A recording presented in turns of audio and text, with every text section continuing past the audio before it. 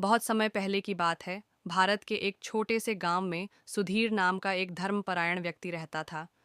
सुधीर का जीवन साधारण था, लेकिन उसका मन भगवान श्री कृष्ण की भक्ति में हमेशा लीन रहता था। वह प्रतिदिन सुबह जल्दी उठकर भगवान की पूजा करता, उनकी मूर्ति पर तुलसी दल चढ़ाता और श्रीमद् भगवद गीता का पाठ करता। सुधीर का मानना था कि भगवान श्री कृष्ण अपने हर भक्त की रक्षा करते हैं, चाहे परिस्थिति कितनी भी कठिन क्यों न हो। सुधीर की पत्नी सुमन भी अत्यंत पतिव्रता और धार्मिक स्वभाव की थी। वह भी अपने पति के साथ मिलकर भगवान कृष्ण की पूजा अर्चना करती थी। दोनों की भक्ति की चर्चा पूरे गांव में थी। हालांकि वे साधारण जीवन जीते थे, लेकिन उनके मन में परमात्मा के प्रति गहरी श्रद्धा थी।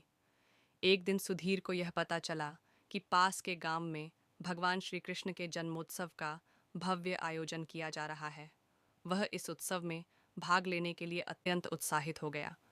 उसने अपनी पत्नी से कहा, सुमन, हमें इस उत्सव में अवश्य जाना चाहिए। यह भगवान की कृपा से संभव हुआ है। सुमन ने भी सहमति दी और दोनों ने यात्रा की तैयारी शुरू कर दी।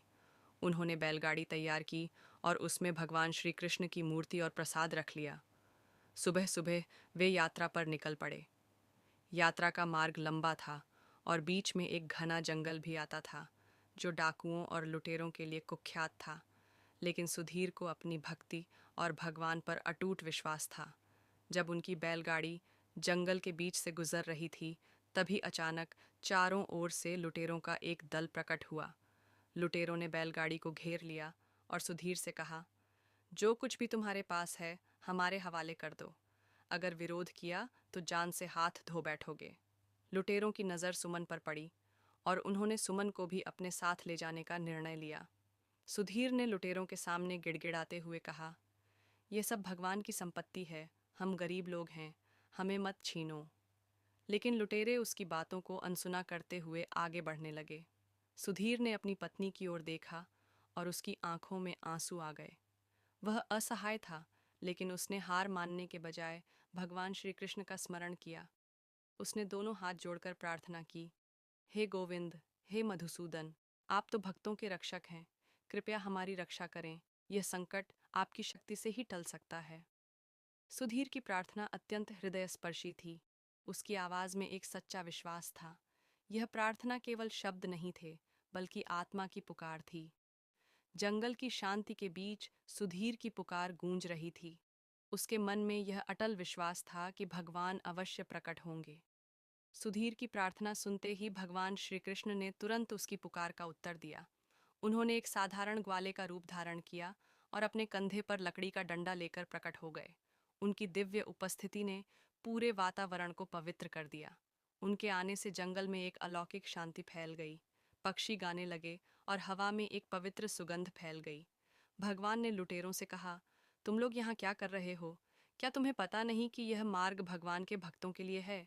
लुटेरे उन्हें देखकर हंसे और बोले, अरे ग्वाले, तुम्हें यहाँ कौन लाया है? चलो, अपने रास्ते जाओ, वरना तुम्हारी भी खैर नहीं। भगवान श्री कृष्ण ने मुस्कुराते हुए अपना डंडा उठाया और उसे घुमाते हुए लुटेरों की ओर इशारा किया।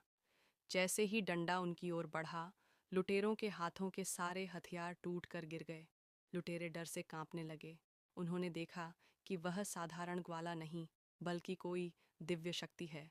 लुटेरों ने घबराकर सुधीर और सुमन को छोड़ दिया और जंगल में भाग गए। उनकी हिम्मत नहीं हुई कि वे वापस लौटें।